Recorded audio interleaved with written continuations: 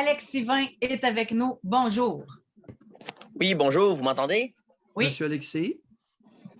Moi, dans le fond, j'ai envie un petit peu de pousser un coup de gueule en quelque sorte et de m'interroger aujourd'hui en lien avec l'élection qui s'en vient la semaine prochaine. Je me pose une question. Je me pose une question, pas vraiment, mais dans le fond, moi, parce que moi, j'ai 21 ans, dans le fond, et je vois autour de moi, chez les gens de mon âge, une forte envie de voir Québec solidaire au pouvoir ou dans l'opposition officielle. Et moi, ça me fait peur. Ça me fait peur de voir des jeunes de mon âge, bon, d'ailleurs, surtout des gens qui sont au cégep et à l'université, de voir Québec solidaire au pouvoir. Ça me fait peur, personnellement. Je me dis que ce monde-là est complètement déconnecté de la réalité. Et puis, ils ne savent pas ce que Québec solidaire propose réellement dans leur programme. Ils ont regardé, la plupart, ils regardent les débats, ils regardent les réseaux sociaux et là, ils capotent le GND, ce qu'il a dit dans le débat, etc. par rapport à l'environnement. GND, il fait beaucoup peur sur l'environnement en disant « c'est l'élection de la dernière chance ». Ça veut dire quoi, ça? C'est l'élection de la dernière chance. Ça veut dire que dans 4 ans, on va être tous morts. Et voyons donc, là, ça n'a pas de sens. Là. C'est surtout, surtout que GND, à l'entendre, moi, écoutez, je l'entendais sur l'environnement et je capotais. À l'entendre, c'est comme si le Québec, on serait le point central du réchauffement climatique puis de tous les problèmes climatiques. C'est totalement déconnecté. J'ai regardé sur, je ne me souviens plus du site Internet, mais c'était un site qui avait l'air fiable, en tout cas, et qui disait que le Canada produisait 1%, sinon moins, des GES au niveau mondial.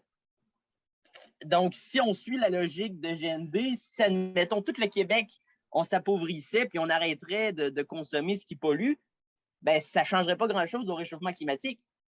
Et moi, je ne comprends pas que ce monde-là, qui est pourtant, comme je dis, c'est du monde qui sont éduqués, qui vont au cégep à l'université. Non, pas éduqués, instruits. Instruits, pardon, oui. Mais je comprends pas. Puis que ce monde instruit-là ne comprenne pas que ça n'a pas de bon sens. Ils consomment des produits, parce qu'ils consomment des produits qui viennent d'ailleurs. C'est comme, malheureusement, on essaye de boycotter la Chine, mais parce qu'il y a comme beaucoup de choses qui viennent de là. C'est quand même difficile, si on veut. C'est quand même difficile de totalement arrêter de consommer ce qui vient d'ailleurs.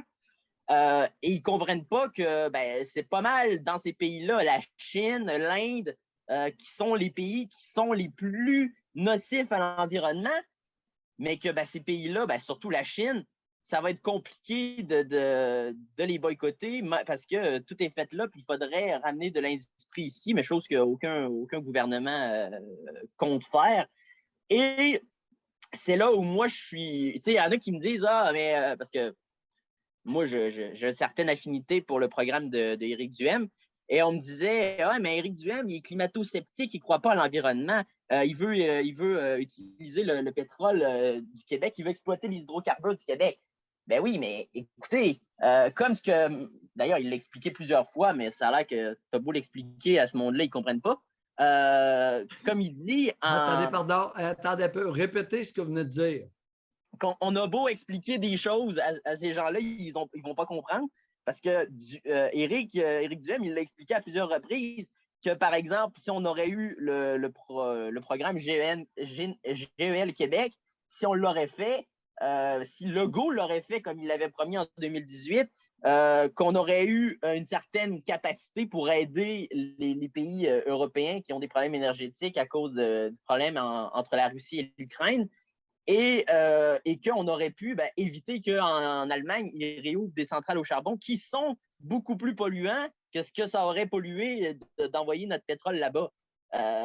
Mais voilà, ce monde-là, ils sont vraiment dans l'imaginaire de c'est le Québec le problème. Mais voyons, là, ça n'a comme pas de bon sens. Là. C'est comme sa proposition sur les voitures, de taxer les voitures. C'est peut-être le seul bon coup de la campagne que je pourrais donner à M. Legault, c'est l'idée de spinner la taxe orange. Là, j'ai trouvé ça bon parce que c'est fondamentalement vrai. C'est ce qui est dans le programme de Québec solidaire. Et c'est là que tu vois que ces gens-là, ben là, je dis ça, mais moi non plus, c'est pas mon cas, mais qui n'ont pas d'enfants, qui n'ont pas de. Parce que, tu sais, tu comprends pas que si tu as une famille, tu as besoin d'un véhicule, oui, d'un véhicule qui va être gros, dépendamment évidemment du nombre d'enfants, là, mais ce que je veux dire, c'est c'est irréaliste de penser qu'on va tous pouvoir se promener avec des petits véhicules puis 100% électrique. Hey, moi, j'imagine pas le 100% électrique au Québec avec notre climat l'hiver. Ça va être comment le monde va. L'hiver, les batteries, là, moi, je connais du monde qui ont des chars électriques ou même hybrides, puis qui me le disent. Les voitures, l'hiver, les voitures 100% électriques, c'est très compliqué avec la batterie qui refroidit. Puis ceux qui ont des voitures hybrides, ils sont bien contents parce que justement, l'hiver, ils consomment plus l'essence que l'électrique. Donc, c'est un peu ça. Je comprends pas comment En fait, je vais le dire comme ça va paraître un petit peu sec, mais les communistes ont carrément infiltré l'éducation. Moi, je pense que ça vient en partie des professeurs, sinon de point de vue majoritaire. Surtout que la plupart de ce que je sais, ils ont des professeurs jeunes. Donc, fin vingtaine, début trentaine. Donc, ça me paraît être un bon élément d'analyse. Monsieur Alexis, vous venez de blasphémer. Allez-y. Les communistes. Ouais. C'est quoi ça? Ben, pour moi, Québec solidaire, c'est carrément du communisme. C'est tout le monde pauvre, puis tu sais, pareil. Tout égal. Tout égal, exactement. À un moment donné, comme quand il dit on va taxer le monde qui ont plus de 2 millions d'actifs, puis on va les taxer plus.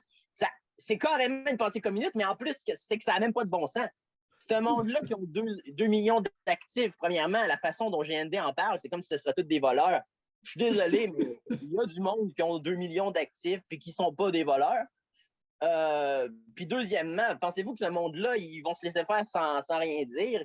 Ils ont des moyens pour sortir l'argent du site, puis tu sais, ça n'a pas d'allure. Là.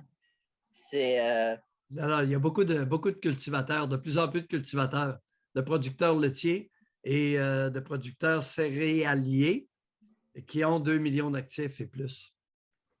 Il y a de plus en plus d'agriculteurs. Alors, dans le milieu de l'agriculture, ils ne peuvent pas se sauver avec leurs millions parce qu'ils sont tous investis.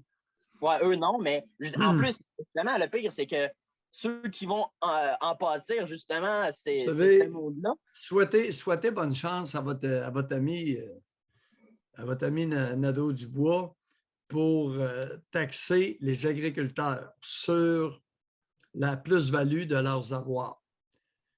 Souhaitez-lui bonne chance. Je connais le milieu. Ouais. OK, M. Alexis, vous avez parlé, on vous a écouté. Grand bien vous fasse. 21 ans. Vous savez, on peut ne pas être d'accord avec vous, mais on doit constater que vous êtes articulé et que vous avez une opinion personnelle. Et si le chiffre 20 est bon à côté de son nom, qu'il a 20 ans, c'est hyper intéressant de voir qu'il y a des jeunes qui s'intéressent à la politique. J'aime ça. Alors, les Blanchons qui vomissent sur la jeune génération, l'avez-vous entendu? On l'a entendu. Je l'ai entendu.